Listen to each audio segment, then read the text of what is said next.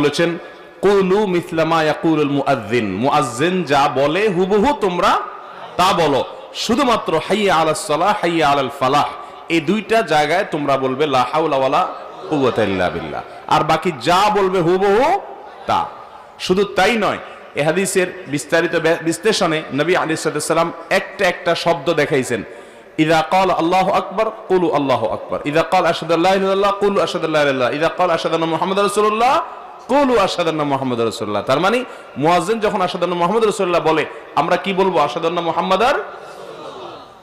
এখন একটা প্রশ্ন হলো, রাসূলের নাম শুনলে তো দুরূদ পড়তে হয়, এটা আমরা জানি, তাহলে আশহাদু আন্না মুহাম্মাদার রাসূলুল্লাহ শুনে দুরূদ না পড়ে কেন এটা পড়বো? উত্তর হলো, দুরূদ পড়বেন, তবে সেটা আজানের শেষে। কখন? আজানের শেষে। তাহলে দুরূদও হইলো, আজানের জবাবও হইলো, দুইটাই হয়ে গেল। কথা কি বুঝে আসছে?